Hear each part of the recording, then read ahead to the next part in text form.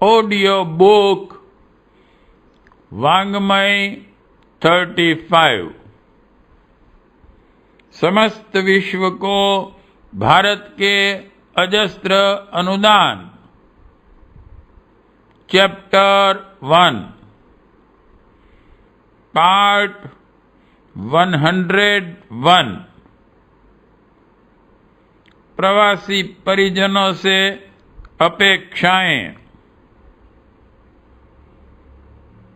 इस प्रयोजन में विश्व के कोने कोने में फैले हुए प्रवासी भारतीयों की स्थिति अत्यंत महत्व की है। वे सौभाग्यवश संसार के कोने कोने में फैले हैं।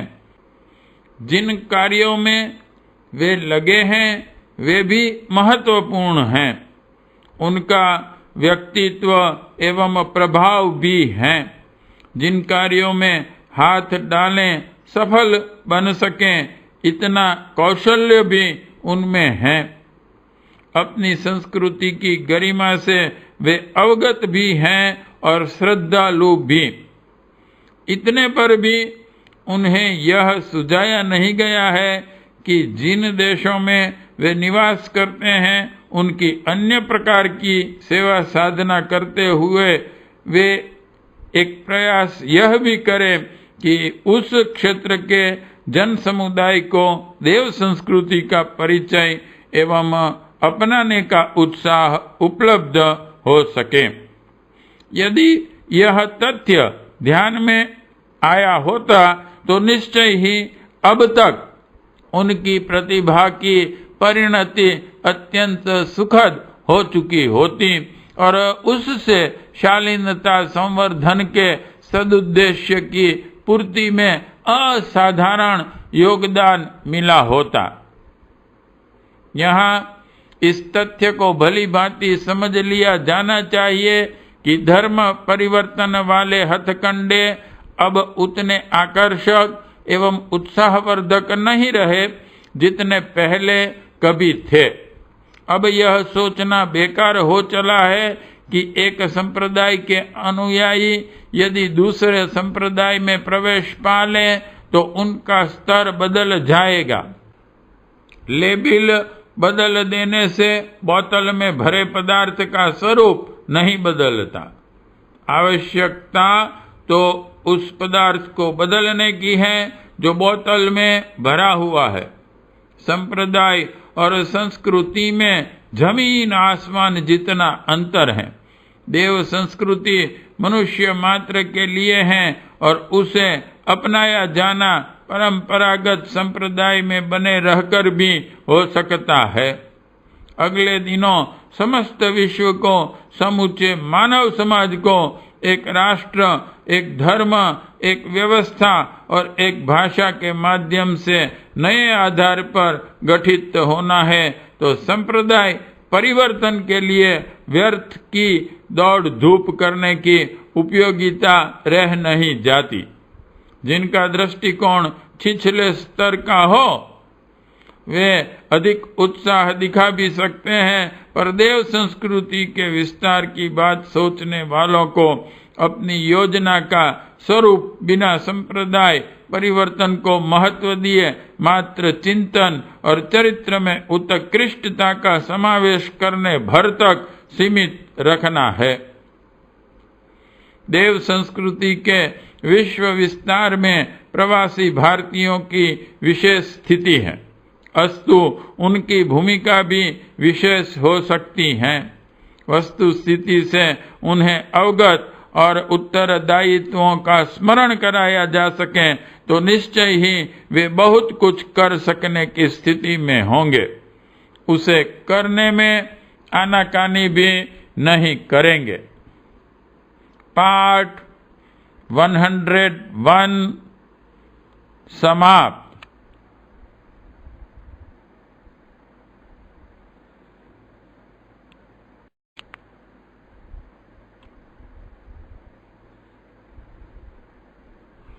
ऑडियो बुक वांग्मय 35। समस्त विश्व को भारत के अजस्त्र अनुदान। चैप्टर 1 पार्ट 102 उत्तरदायित्वों का निर्वाह इस प्रकार हो। इस प्रयास का प्रथम चरण यह होना चाहिए कि प्रवासी परिवारों और समुदायों को अपने निजी क्षेत्र में देव संस्कृति के दर्शन, स्वरूप एवं व्यवहार की समुचित जानकारी हो।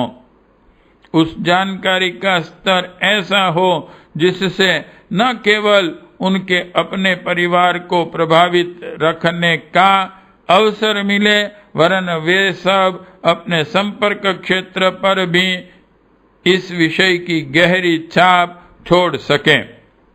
इस पृष्ठभूमि को बनाने के लिए संगठित प्रयत्न करने होंगे।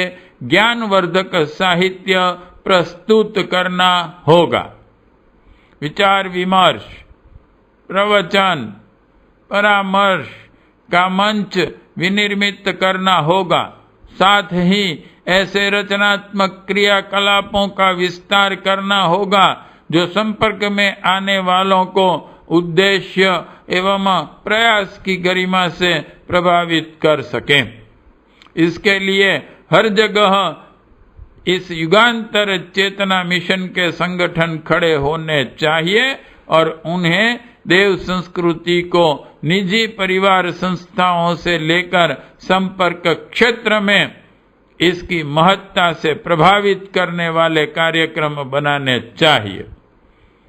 पार्ट 102 समाप्त।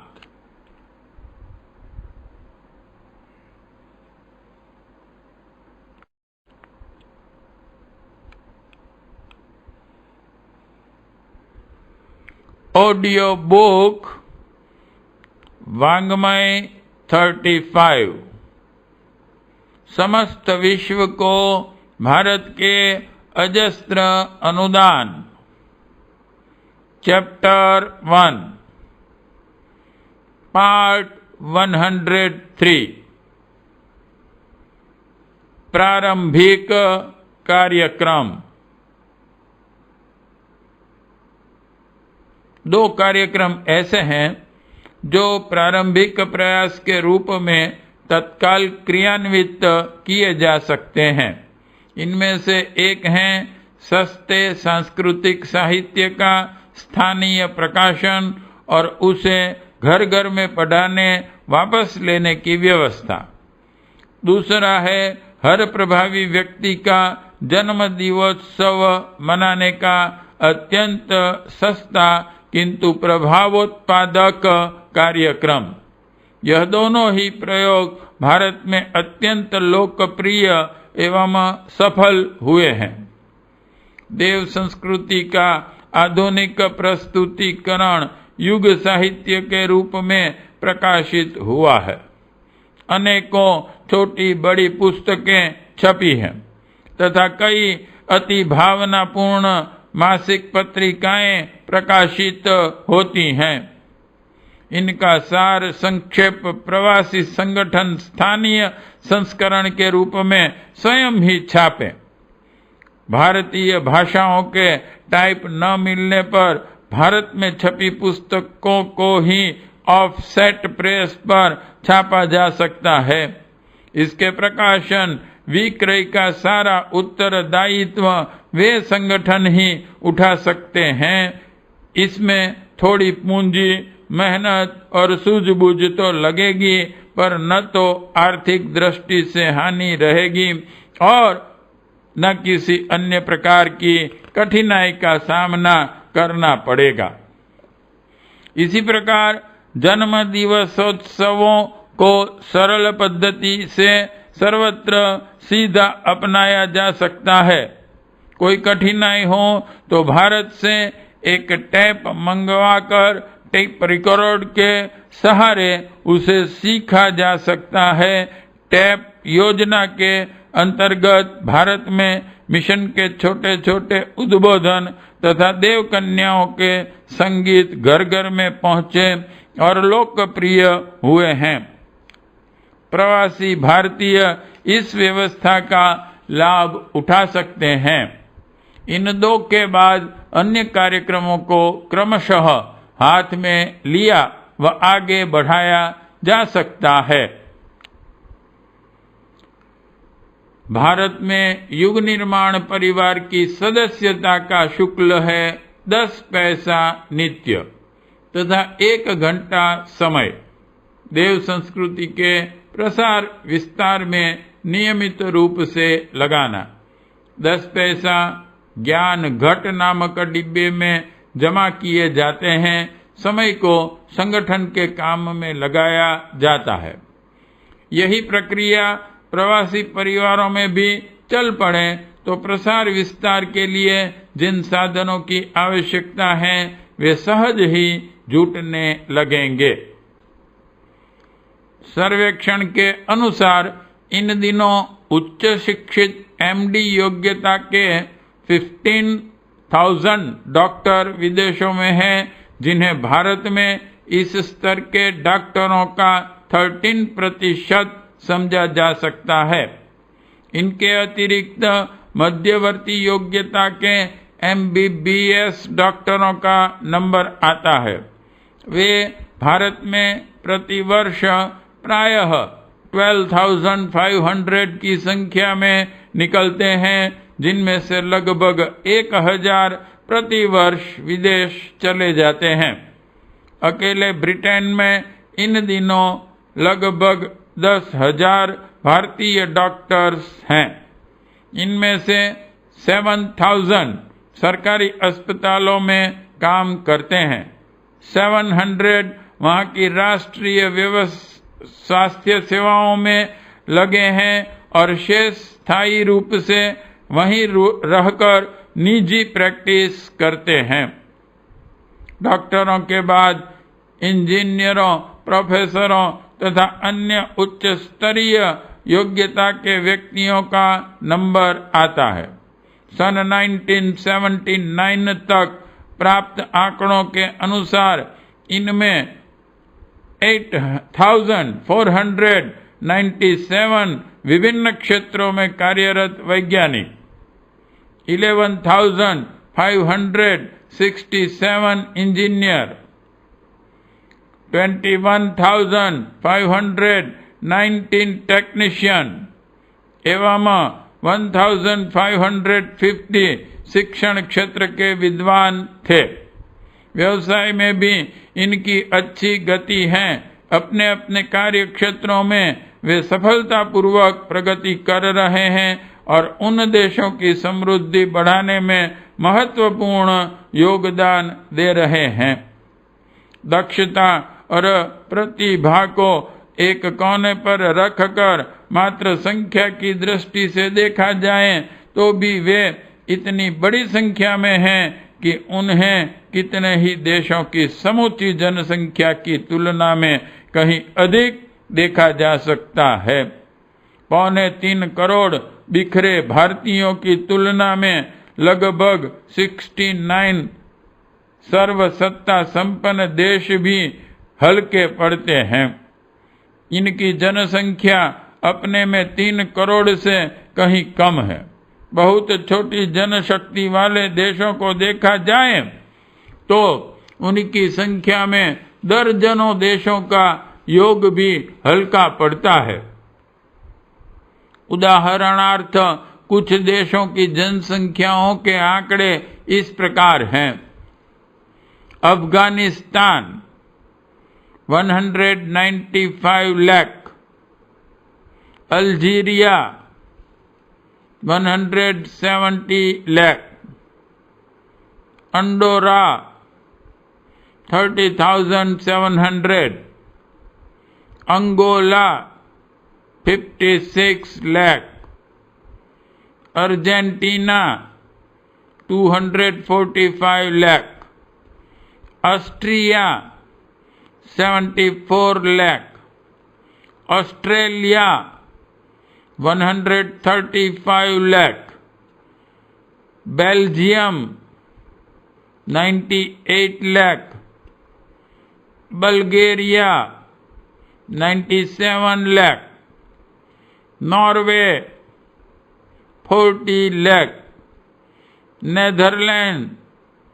138 lakh, Mozambique 1 crore, Malaysia 126 lakh, Hong Kong 45 lakh, Israel 39 lakh, Denmark 51 lakh, Canada 230 lakh, Chile 104 lakh, Greece 12 lakh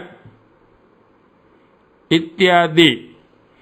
ऐसे करीब 50 से भी अधिक देश और हैं जिनकी जनसंख्या नवीनतम जानकारियों के अनुसार 2.5 करोड़ से कम बैठती है, जबकि प्रवासी भारतीयों की कुल संख्या इससे कहीं अधिक है। पार्ट 103 समाप्त।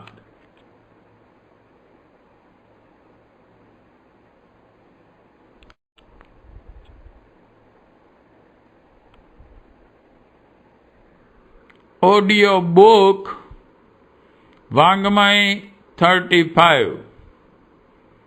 समस्त विश्व को भारत के अजस्त्र अनुदान। चैप्टर 1 पार्ट 104 संस्कृति विस्तार की असीम संभावनाएं। प्रवासियों में न तो प्रतिभा की कमी है, न योग्यता की, न भावना की। कठिनाई मात्र इतनी है कि उन्हें सुझाया जगजोरा नहीं गया।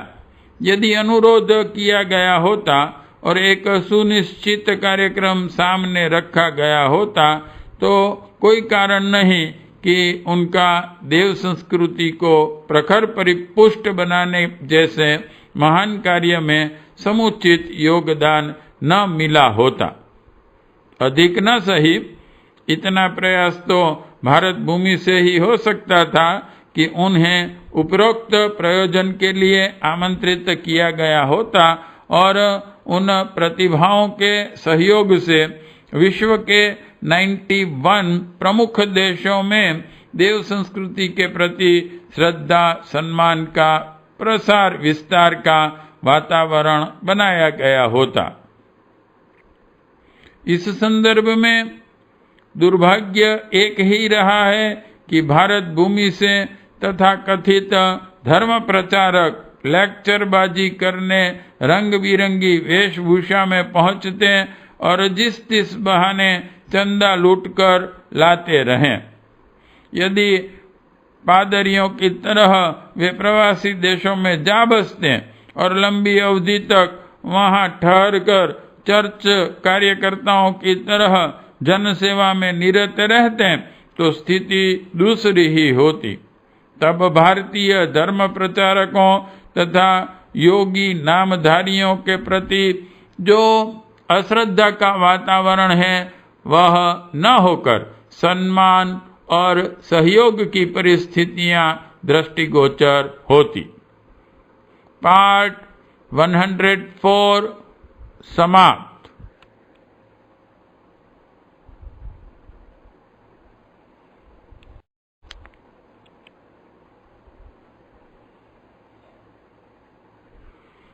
ऑडियो बुक वाङ्मय 35 समस्त विश्व को भारत के अजस्त्र अनुदान। चैप्टर 1 पार्ट 105 युगांतर चेतना। परिवार इस ऋषि परंपरा को हाथ में लेकर आगे बढ़ा है। जिसे अपनाकर इस देश में महामनीषियों ने विश्व के कोने कोने तक पहुंचने और वहां की स्थिति संभालने में अपने को खपा देने का आदर्श उपस्थित किया था। परिवार के मस्तिष्क में प्रवासी परिजनों के माध्यम से विश्व के नवनिर्माण में देव संस्कृति के आलोक में बहुत कुछ करने की योजना और तैयारी है। इसके प्रारंभिक एवं अति संक्षिप्त जानकारी इन पंक्तियों में प्रस्तुत की गई है। जैसे जैसे अनुकूलता उपलब्ध होती जाएगी वैसे वैसे उपरोक्त शुभारंभों का विस्तार होता चला जाएगा। नवसृजन की इस पुनीत बेला में हमें ऐतिहासिक कदम उठाने होंगे। इसमें प्रवासी भारतीय भी अपने हिस्से का उत्तरदायित्व उठाकर विश्व वसुधा को कृतकृत्य करेंगे। इसके आसार बनते और बढ़ते ही जा रहे हैं। पाठ 105 समाप्त।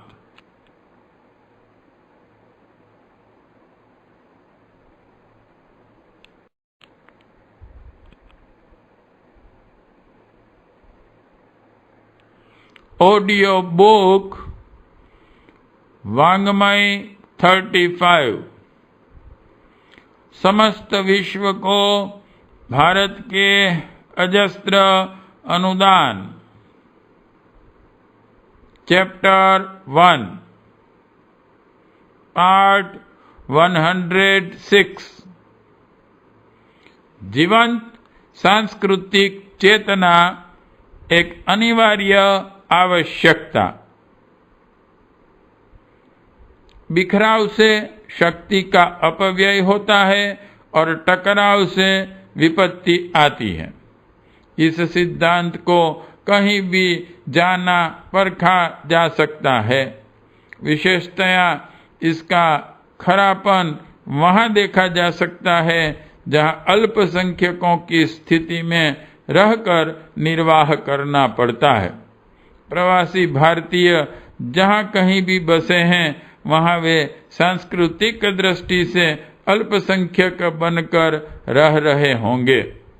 उनके लिए सुख, शांति और प्रगति का उपयुक्त मार्ग यह है कि अपने सांस्कृतिक परिवार का एक कुटुंब बनाएं तथा मिलजुल कर रहें, सहानुभूति बरतें और जहां आवश्यक हो वहां सहयोग करने में पीछे न रहें।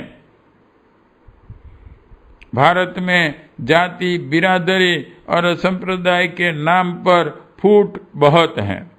इन छोटे आधारों पर वे छोटे छोटे समुदायों में बंट जाते हैं, एक दूसरे से विलग रहते हैं।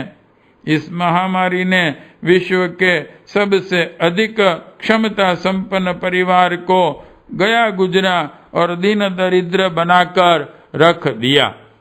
इस व्याधि को प्रवासी भारतीय अपने यहाँ न पनपने दें।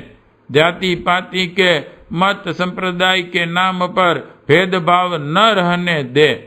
समानता बरतें और इन कारणों से विलगाव उत्पन्न न होने दें। सांस्कृतिक संगठन सहयोग का अत्यंत महत्वपूर्ण आधार देवालय माने गए हैं। इनमें सभी जाया करें। अवकाश के दिन सभी लोग एक नियत समय पर नियमित रूप से एकत्रित हुआ करें। सामूहिक प्रार्थना, हवन, भजन, कीर्तन के उपरांत इस बात का विचार विनिमय हुआ करें कि आदर्श एवं अभ्युदय की ओर बढ़ने के लिए वर्तमान परिस्थितियों में कहाँ, किस प्रकार क्या किया जाना चाहिए। चिंतन, चरित्र एवं व्यवहार में शालीनता का समावेश ही धर्म चर्चा का एकमात्र उद्देश्य है। उसे ऐतिहासिक कथा पुराणों के माध्यम से भी कहा जा सकता है और संगीत प्रवचनों के सहारे भी हृदयगम कराया जा सकता है। देवालयों में यह प्रसंग नियमित एवं सुनियोजित ढंग से चले ताकि वे सच्चे अर्थों में जन जागरण के केंद्र बन सकें। भारत में अनेक देवी देवताओं की मान्यता है। भारतवंशी बाहर जाकर भी उसी भेद उपभेद के झंझट में जा फंसते हैं। मस्जिदों में, गिरजाघरों में, गुरुद्वारों में इस प्रकार की खींचातान नहीं होती। अपने अपने अलग अलग देवता बनाने और मनाने की अपेक्षा यह उत्तम है कि मंदिर भले ही थोड़े हों पर शानदार, सुव्यवस्थित और योजनाबद्ध रीति से कार्य संलग्न हो। भारतीयों के समस्त धर्म संस्थानों को एक सूत्र में बांधने के लिए युगांतर चेतना के अंतर्गत एक भारतीय समाज गठित कर लिया जाए। उसके तत्वावधान में विनिर्मित देवालयों की गतिविधियां चलने लगें तो एक अच्छी परंपरा का शुभारंभ होगा। आद्य शक्ति गायत्री भारतीय संस्कृति की जननी है। उसे वेद माता, देव माता, विश्व माता कहा गया है। अच्छा हो प्रवासी भारतीयों का एक प्रज्ञापीठ देव मंदिर बने और उसमें वे सभी गतिविधियां चल पड़े जो भारत में गायत्री परिवार की युगांतर चेतना के तत्वावधान में समस्त विश्व भर में युग निर्माण योजना के कार्यक्रम सहित चलाई जा रही हैं। पार्ट 106 समाप्त।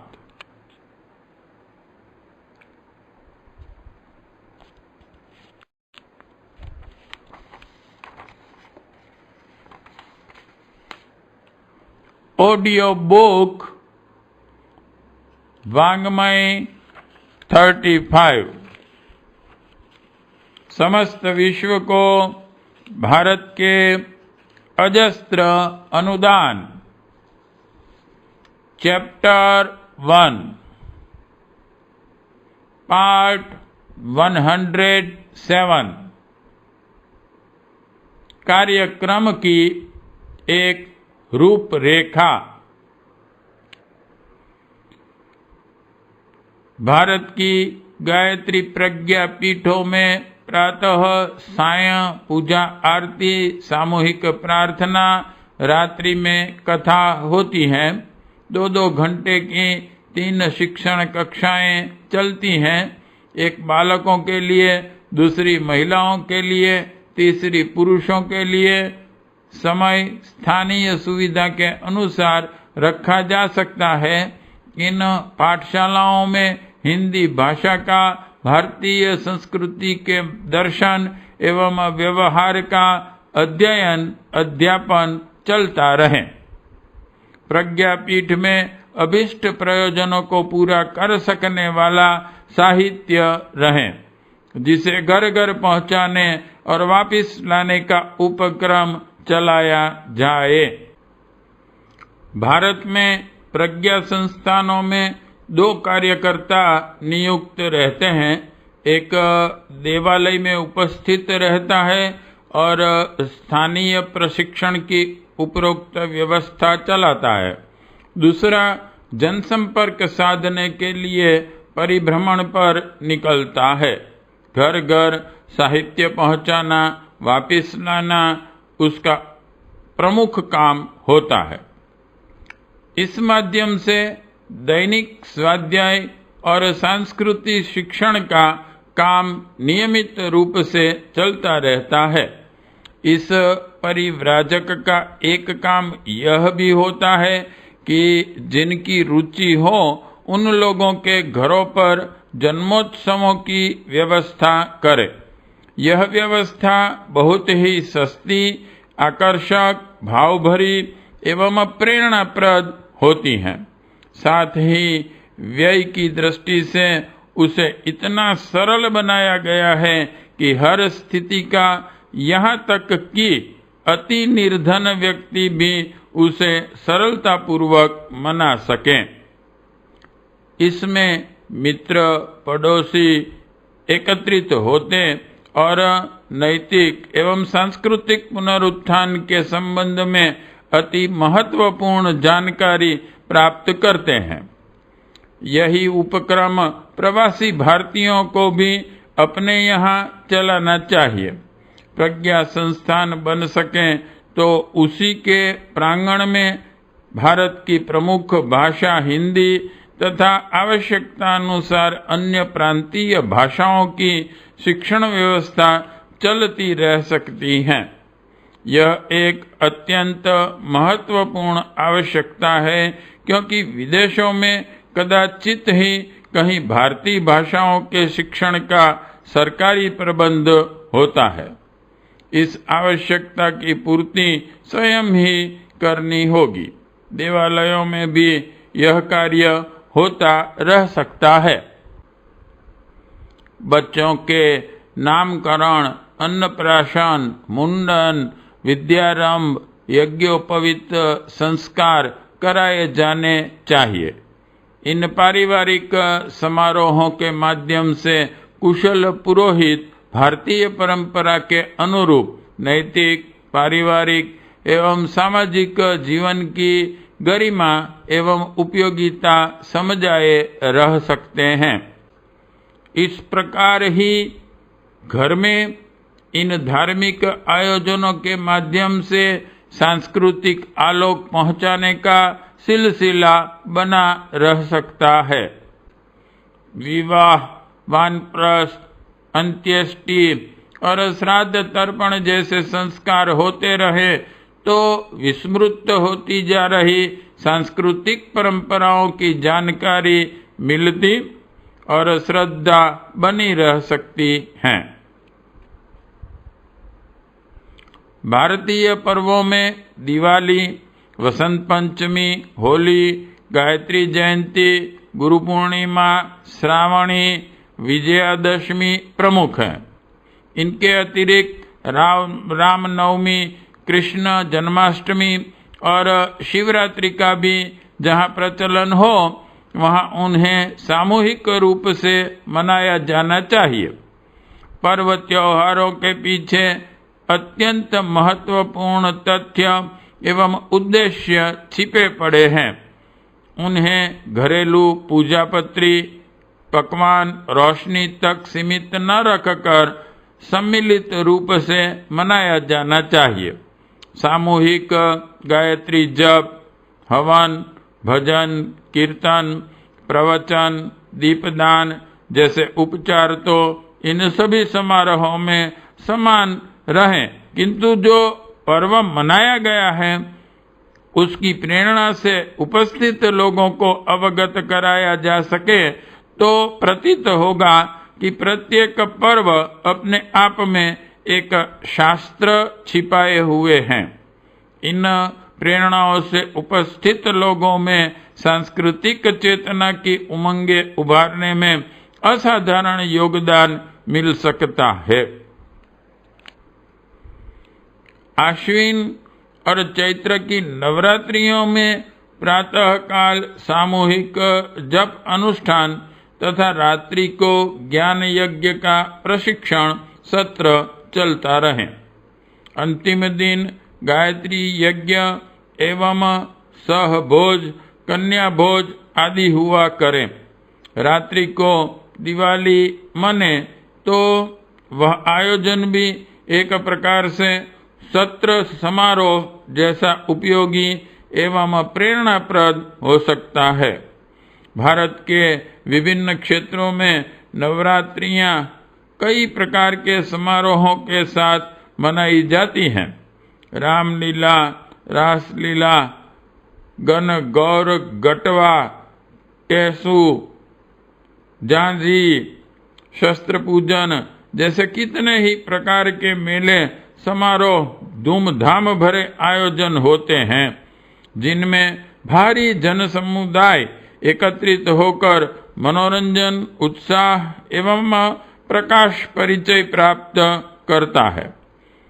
प्रवासी भारतीय अपने यहाँ के समारोह प्रचलनों को किसी नवरात्रि के अवसर पर किया करें तो उससे जोशीली परंपरा चल पड़ेगी। धर्म प्रयोजनों के प्रति उपेक्षा, अन्य मनस्कता दूर करने के लिए ऐसे धूमधाम भरे उत्सव सदा सर्वोपयोगी एवं प्रेरणाप्रद सिद्ध होते हैं।